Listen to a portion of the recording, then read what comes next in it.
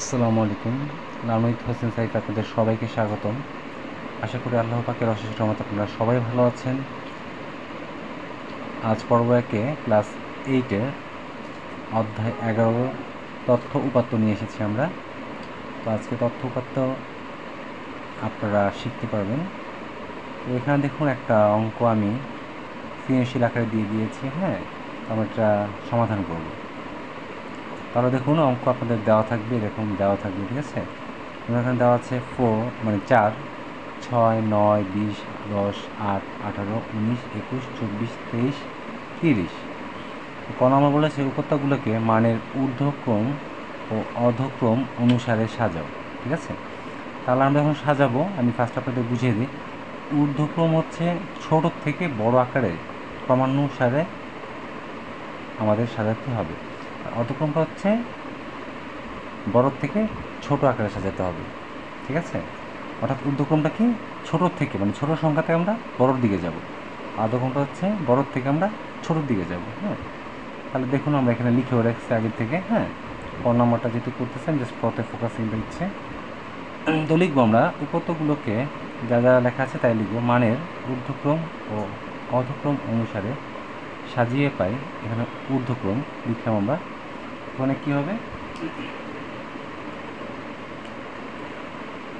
এখানে আমাদের হবে ছোটোর থেকে বড়। তাহলে এখানে সবচেয়ে ছোট সংখ্যা কোনটায়?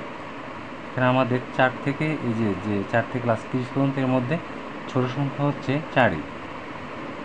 আমরা লিখব 4। এরপর ছোট সংখ্যা আমরা পাচ্ছি 6, এরপর পাচ্ছি 9, এরপর 8, ঠিক আছে। এরপর 9 পাচ্ছি আমরা।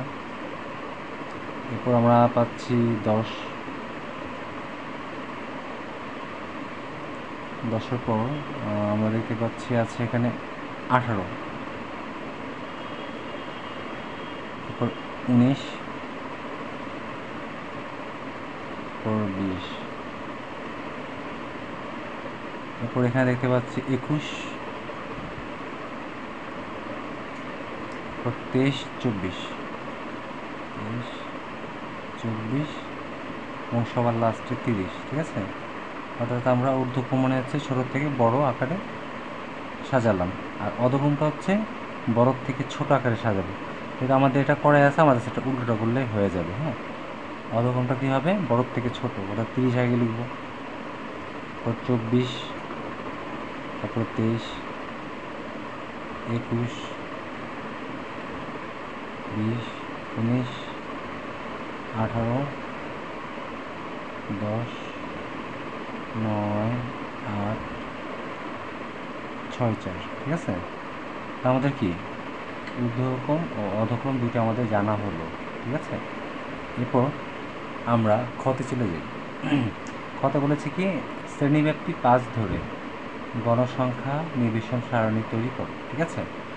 এই অঙ্ক যখন আপনারা করতে যাবেন, এই অঙ্ক করার সময় আপনাদের অনেক কিছুই আসবে। তো ফার্স্টে লিখতে হবে, যখন এই যে অঙ্কটা আমরা কী করবো, শ্রেণীব্যাপ্তি 5 ধরে গণসংখ্যা নির্বাচন সারণী তৈরি করার ক্ষেত্রে ফার্স্ট আমাদের এখানে সর্বোচ্চ মান ও সর্বনিম্ন মানটা বের করতে হবে। এরপর সূত্র আছে একটা, পরিসর বের করতে হবে, ঠিক আছে। এরপর আমরা কী করব, এরপর আমরা এই কী বলে এটা, শ্রেণী সংখ্যা বের করবো, ঠিক আছে। এরপর আমরা শ্রেণী সংখ্যা বের করবো। প্রথমে আমরা সর্বোচ্চ মানটা দেখি। এই যে এখানে সবচেয়ে সর্বোচ্চ মান কোনটা, মানে সবচেয়ে বেশি 30, ঠিক না। তাহলে এখানে সবচেয়ে বেশি বড় সংখ্যা কোনটা, 30। আর সর্বনিম্ন মানে আছে সবচেয়ে ছোটো সংখ্যাটা কত, এখানে সবচেয়ে ছোটো সংখ্যাটা হচ্ছে আমাদের 4। আমরা 4 লিখবো। আমরা জানি পরিসরের সূত্র হচ্ছে সর্বোচ্চ মান বিয়োগ সর্বনিম্ন মান সাথে যোগ 1 হবে, ঠিক আছে। কারণ আমরা সে অনুযায়ী মান বসায় দেবো। সর্বোচ্চ মান আছে আমাদের 30 বিয়োগ সর্বোচ্চ মান 30 আর সর্বনিম্ন মান 4। 30 থেকে 4 গেলে হয় 26, ওটা হয় আমাদের 27, ঠিক আছে। তাহলে আমরা কি, আমরা পরিসর পেয়ে গেলাম, ঠিক আছে। তো পরিসর পাওয়ার পর এখন আমাদের যেটা করতে হবে সেটা হচ্ছে আমাদের শ্রেণী সংখ্যা বের করতে হবে, ঠিক আছে। মানে কয়টা শ্রেণী হবে সেটা আমাদের বের করতে হবে। তাই লিখতে হবে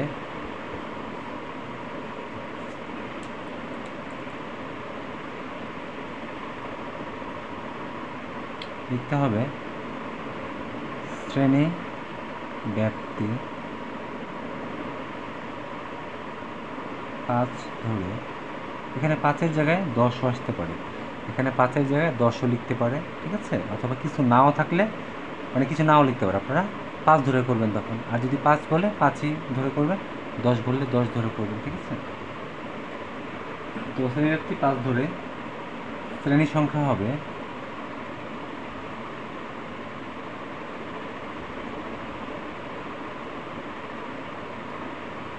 এখানে একটা সূত্র আছে, সেটা হচ্ছে উপরে হবে পরিসর, ঠিক আছে।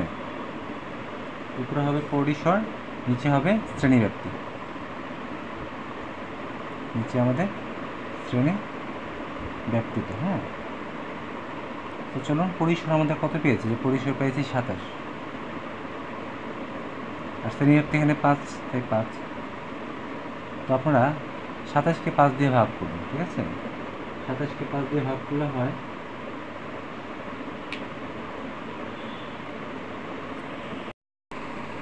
তাহলে বিয়োগ করলে হয় আমাদের ভাগ 27কে আমরা 5 দিয়ে ভাগ করলে হবে 5.4, ঠিক আছে। তাহলে 5.4 এটাকে আমরা এভাবে লিখব, দেখুন সমানটাকে একটু এভাবে লিখব। তা 5.4কে আমরা 5 দশমিক এর বেশি হলে 0.1, 2, 3, 4 যতই হোক, হ্যাঁ, তাহলে 5টা কী হয়ে যাবে, এটা প্রায় 6 হয়ে যাবে, যারা প্রায় বুঝে এটা 6 হয়ে যাবে, ঠিক আছে। 5.9ও হতে পারে, সেটা আমাদের কী ধরতে হবে, 6 ধরতে হবে। 5.1 থাকলেও আমাদের সেটাকে কী ধরতে হবে, 6 ধরতে হবে, অর্থাৎ 6টা আমাদের শ্রেণী হবে, ঠিক আছে। তো আমাদের 6 পেয়েছি। তো এখন আমাদের বলছে গণসংখ্যা নিবেশন সারণী তৈরি করো, ঠিক আছে। তাহলে আমরা যখন গণসংখ্যা নিবেশন সারণী তৈরি করব, এই দেখুন এখানে 6 বলেছে বিধায়, একটা জিনিস বুঝায়, যে লিখবেন আপনারা শ্রেণীব্যাপ্তি 5 ধরে গণসংখ্যা নিবেশন সারণী তৈরি করা হলো, লিখতে হবে এটা। এরপর এখানে যেহেতু আমাদের 6, হ্যাঁ 6 আসছে বিধায় আমাদের এখানে টোটাল 6 আর 2 টোটাল 8টা ঘর নিতে হবে, ঠিক আছে। এক ঘরে আমাদের লিখি হবে, যা যা লেখা লিখবো, আর এখানে মানে কাজগুলো হবে, আর লাস্ট ঘরে হচ্ছে আমাদের মোট আসবে, ঠিক আছে। তো শ্রেণীব্যাপ্তি আগে শুরু করতে হবে। হ্যাঁ, শ্রেণীব্যাপ্তি আমাদের ছোট সংখ্যা কী আছে, আমাদের যেহেতু 4, আমাদের 4 থেকে শুরু করতে হবে, এবং শ্রেণীব্যাপ্তি 5 ধরে মানে 4 থেকে শুরু করে, অর্থাৎ 4 থেকে শুরু, ছোট সংখ্যা আমাদের ছিল 4 থেকে শুরু, আর শ্রেণীব্যাপ্তি বলছে 5 ধরে, তাই এইভাবে করবেন আপনারা। দেখুন এই যে 4, 5, 6, 7, 8, মানে 8 পর্যন্ত আসবে, 4 থেকে 8। 8-এর পরের সংখ্যা কি আমাদের 9, 9 থেকে 5 যাবো আমরা, মানে 5 ঘর যাবো, 9, 10, 11, 12, 13, ঠিক আছে। 13 পর আমাদের কত আসে, 14, ঠিক একই রকম এভাবে 14, 15, 16, 17, 18, ঠিক আছে, মানে 5 করে বাড়বে। 19 থেকে আমাদের হবে 19, 20, 21, 22, 23, ঠিক আছে। না হবে 24 থেকে 24, 25, 26, 27, 28, ঠিক আছে, থেকে হবে এটা 28। এখানে হবে 29 থেকে 29, 30, 31, 32, 33, ঠিক আছে, 33। এবং আপনারা দেখুন আমাদের এখানে শেষ ডিজিট দেওয়া আছে সর্বোচ্চ মান 30, অর্থাৎ কি 30 এটার ভিতরে আমাদের আছে, তাইলে আমাদের চলবে, ঠিক আছে। এখন ট্যালিতে আমরা আসবো। ট্যালিতে 4 থেকে 8, হ্যাঁ 4 থেকে 8 সংখ্যাগুলো এখানে কয়টা আছে আমরা দেখব। দেখুন তো, এই যে 4 আমরা পেয়েছি, আমি একটু কাটা দিয়ে বুঝাচ্ছি, হ্যাঁ আপনারা পেন্সিল দিয়ে এটা করবেন। যেমন 4 আমরা পেয়েছি, আচ্ছা এখানে তো কাটা দেওয়াটা দিলে তো সরাসরি ঘরটা দেখাতে পারবো না, আচ্ছা যাক আনুমানিক আমি দেখাচ্ছি। যেমন 4 পেয়েছি, এই 4 এখানে একটা ট্যালি এভাবে দিতে হবে। এরপর 6 পেয়েছি, যা 4 থেকে 8-এর মধ্যে আছে, 9 নেই, 20 নেই, 9 কোথায় আছে দেখুন তো, এই 9 এই ঘরে আছে। আপনারা এভাবে সিরিয়ালভাবে যাবেন, ঠিক আছে, তাহলে এগুলো ফিল আপ হয়ে যাবে। এরপর 20 কোথায় আছে, এই যে এই ঘরে আছে, 19 থেকে 23-এর মধ্যে আছে। এরপর 10 কোথায় আছে, এই 9 থেকে 13-এর মধ্যে আছে। এরপর 8 কোথায় আছে? 8 এলো এখানে আছে। এরপর 18 কোথায় আছে? 18 হচ্ছে এই যে 14 থেকে 18 এই ঘরে আছে। 19 কোথায় আছে? 19 হচ্ছে এই ঘরে আছে। 21 কোন ঘরে আছে? 21ও আমাদের 19 থেকে 23 ঘরে আছে। হ্যাঁ, এরপর 24 এই ঘরে, 23 আমাদের এখানে আছে, আর 30 29 থেকে 33 মধ্যে আছে। তাহলে আমাদের কি এটা আমাদের হয়ে গেল। তাহলে ঘটন সংখ্যা বা গণসংখ্যা কি? গণসংখ্যা হচ্ছে ট্যালি জয়টা, যেমন এখানে 1 2 3টা পেয়েছি, গণসংখ্যা হবে 3। হ্যাঁ, এখানে 2 আছে, 2 একটা পেয়েছি ট্যালি 1, 4টা পেয়েছি 4, একটা পেয়েছি 1, একটা পেয়েছি 1। এরপর আমরা এখানে লিখব মোট, এখানে দেখুন কত আসে, 3 2 5 6 আর 4 যোগ করলে হয় 10 11 12, টোটাল আমাদের 12 হবে। ঠিক আছে, এখানে দেখুন কয়টা সংখ্যা, 1 2 3 4 5 6 7 8 9 10 11 12, অর্থাৎ এটা আমাদের উত্তর হয়েছে।